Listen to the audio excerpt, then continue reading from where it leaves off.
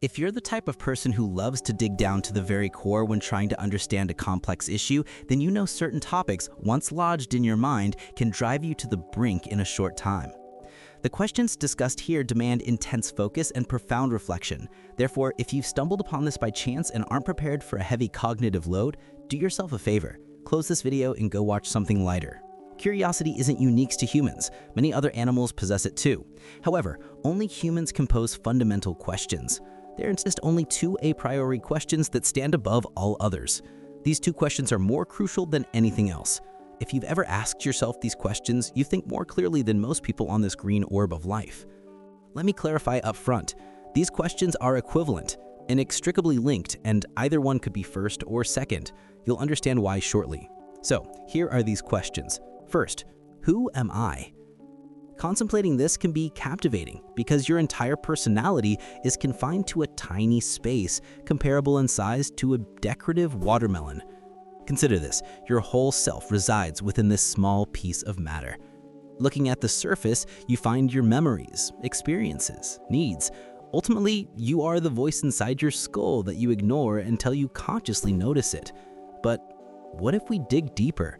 Back in 1970, two German psychiatrists, Ingros and Piedum, conducted a small experiment. They built a special room at a clinic affiliated with Hamburg University and called it the silent chamber, when it was truly soundproof. Sound-absorbing materials on the walls, floor, and ceiling completely isolated the interior from external noise. Gross and Kamer began experiments by placing subjects inside. The goal was to study the effects of social isolation and sensory deprivation. The longer a person remained in the chamber, the more powerful the impact on their psyche. Extended stays led to perceptual distortions, hallucinations, and other unpleasant effects. Moreover, these conditions undermine not just mental, but also physical health as psychological disturbances disrupt the autonomic nervous system. This chamber could have become the perfect tool for torture, leaving no physical trace. The public resonance sparked by the silent chamber was surprisingly loud. After numerous debates concerning the aforementioned side effects, the experiments were halted in 1973. Presumably, some have already guessed why I cited this experiment and how it relates to our first ontological question. Imagine technology advanced so far that your brain could be completely disconnected from all sensory organs, removed from your skull, and connected to a life support machine. You would cease to see, hear, touch, or feel anything whatsoever. Absolute darkness and silence. You would be left utterly alone with yourself.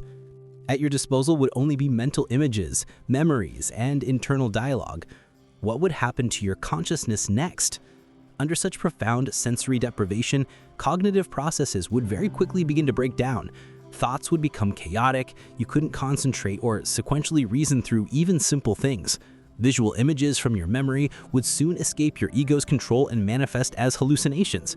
Athenization, nervous system exhaustion, would set in rapidly. Ultimately, you would descend into a vegetative state and then most likely die. Here, a thin thread connects to the question of the essence of our consciousness. Does it even exist? In our experience, the brain receives data solely through sensory organs. What if it receives something else too? And what if memory were erased?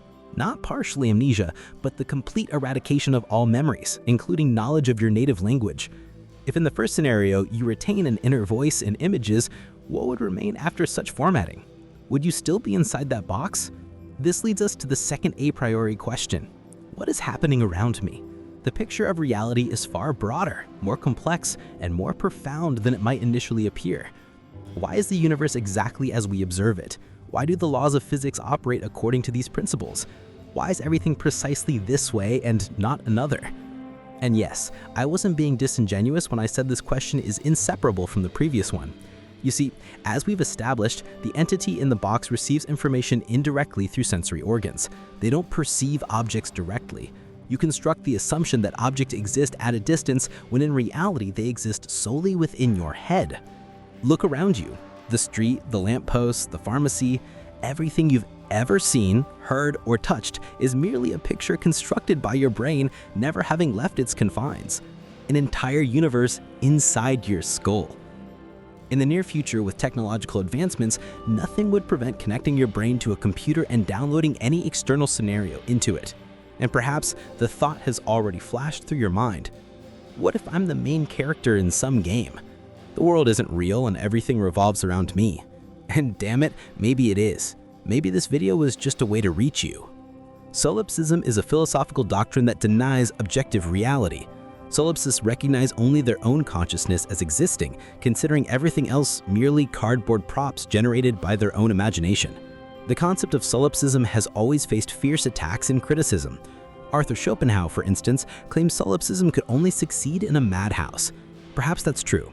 Yet, no one can ever provide sufficiently weighty proof that objective reality exists independently of a perceiving subject.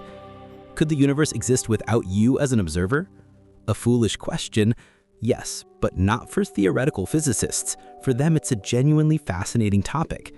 The anthropic principle, from Greek anthropos, human, generally states that what we expect to observe must be constrained by the conditions necessary for our existence as observers.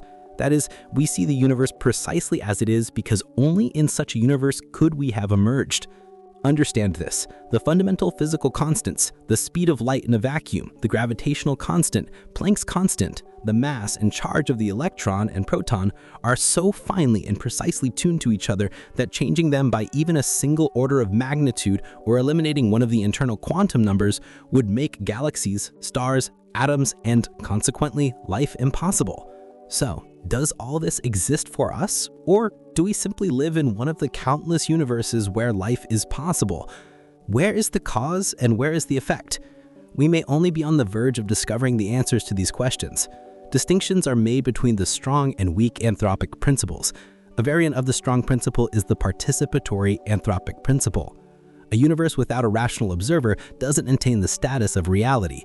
The reason is that only you as the observer can perform the reduction of the quantum state, collapsing all possible states of the universe into a single real one. If you didn't grasp that just now, recall Schrödinger's cat.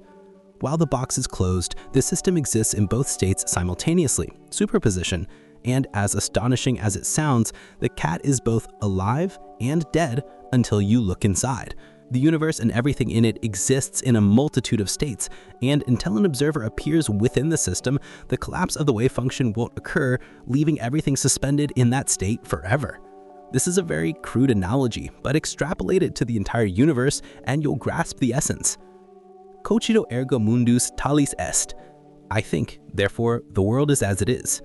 So, now when someone tells you, get your hat out of the clouds, the world doesn't revolve around you, you can confidently accuse them of being unfounded, baseless, and shaky in their assertions, because with your death, the death of the entire universe, your universe will also occur. And perhaps not just yours. Who knows? Of course, all this is merely fascinating theory. Yet, in attempting to answer these two foundational questions, we've approached the idea that our brain might be nothing less than a quantum computer. And some scientists believe this is indeed the case. This implies that quantum computing processes could help us explain and understand the brain's most enigmatic functions. But that's a story for another time.